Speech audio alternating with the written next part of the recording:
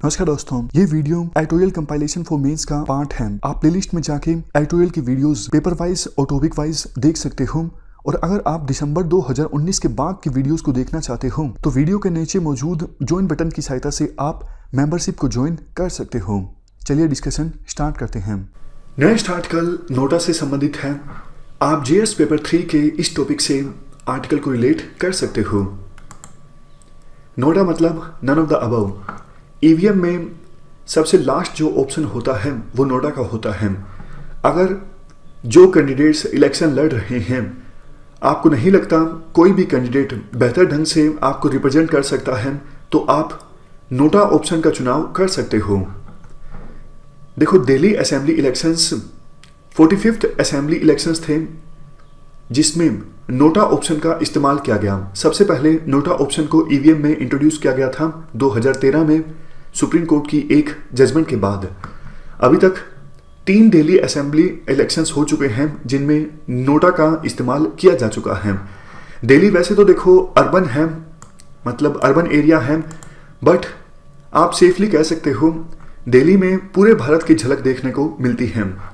अभी हाल ही में दिल्ली में जो इलेक्शंस कंडक्ट हुए, इनमें 0.46% वोट्स जो थे वो नोटा के थे। जब 2013 में दिल्ली असेंबली के इलेक्शंस कंडक्ट हुए थे उसमें 0.63% वोट्स नोटा के थे। और 2 साल बाद जब 2015 में दिल्ली असेंबली में इलेक्शंस कंडक्ट हुए थे तो 0.39% वोट जो थे वो नोटा के थे। इसके अलावा देखो 2014 में जब लोकसभा इलेक्शंस कंडक्ट हुए थे तो दिल्ली में 0.47% वोट जो पोल हुए वो नोटा के थे। और पिछले साल यानी 2019 में जब लोकसभा इलेक्शंस कंडक्ट हुए तो 0.52% लोगों ने नोटा को फेवर किया। तो एवरेज अगर निकालें पिछले 6 से 7 सालों में दिल्ली में 200 में से 1 वोटर ने नोटा को प्रेफर किया। मतलब 200 में से 1 वोटर ऐसा था जिसको कोई भी कैंडिडेट जो इलेक्शन लड़ रहा था वो पसंद नहीं आया। इसके अलावा देखो 2017 में जब गुजरात असेंबली इलेक्शंस कंडक्ट हुए थे तो 1.8% वोटर्स ने नोटा को प्रेफर किया। बीजेपी और कांग्रेस के बाद सबसे ज़्यादा वोट जो थे वो नोटा को ही प्राप्त हुए, किसी और पॉलिटिकल पार्टी को नहीं प्राप्त हुए। 2019 में जब महाराष्ट्र असेंबली इलेक्शंस कंडक्ट हुए तो 2 रूरल कंस्टिट्यूएंसीज ऐसी थी, लातूर और पालस कादेगांव। इन दोनों कंस्टिट्यूएंसीज में जीतने वाले कैंडिडेट के बाद ज़्यादा संख्या जो वोटों की थी वो नोटा की थी। मान लीजिए 100 वोट अगर जीतने वाले कैंडिडेट को प्राप्त हुए तो उसके बाद 99 वोट प्राप्त हुए नोटा को, यानी रनर अप नोटा था बजाय के कोई दूसरा कैंडिडेट।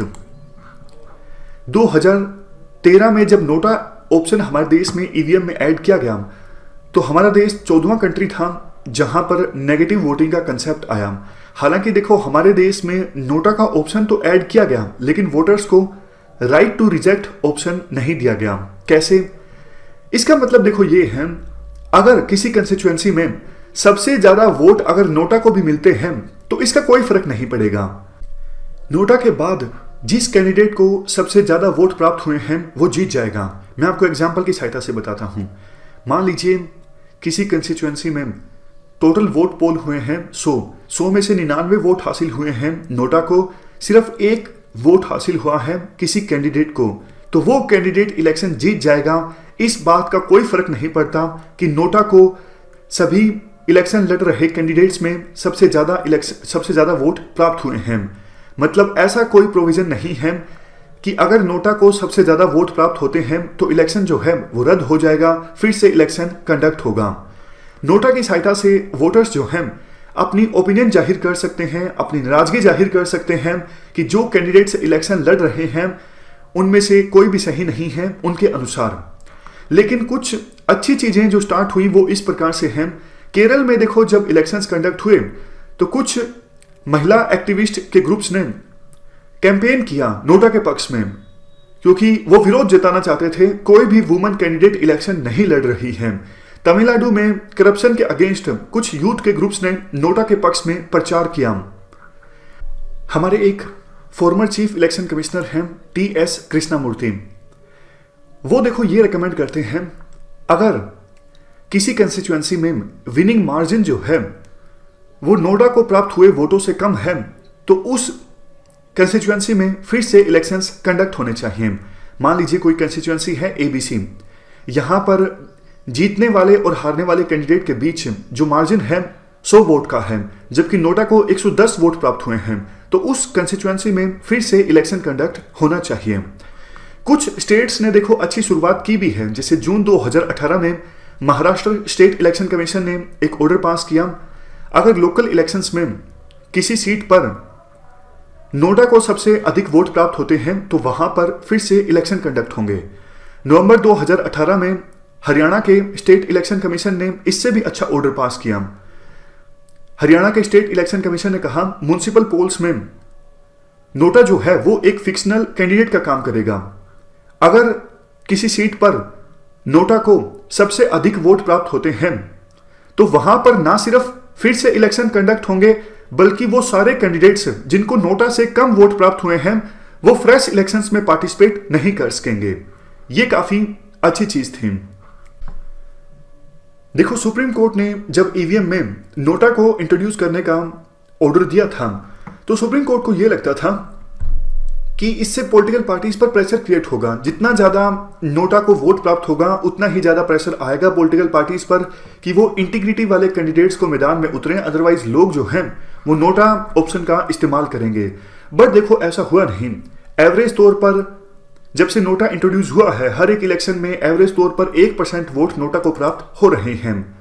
तो क्या अब समय आ गया है राइट टू रिजेक्ट का ऑप्शन भी इंट्रोड्यूस किया जाए? जिस कंस्टिट्यूएंसी में नोटा को सबसे ज्यादा वोट प्राप्त हो तो वहां पर फिर से इलेक्शन कंडक्ट हो, या फिर विनिंग मार्जिन जो है अगर वो नोटा से कम है तो वहां पर फिर से इलेक्शंस कंडक्ट हो।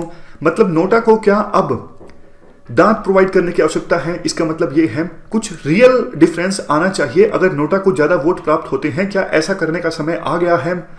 और वैसे भी देखो, नोटा को अभी ईवीएम में सबसे लास्ट में ऐड किया जाता है। अगर नोटा को सबसे ऊपर ऐड किया जाए पहले नंबर पे तो नोटा को और भी ज्यादा वोट प्राप्त होंगे। यह हमने पूरा आर्टिकल डिस्कस किया नोटा यानी none of the above option से संबंधित। इस डिस्कशन में फिलहाल इतना ही है। Thank you very much for discussion.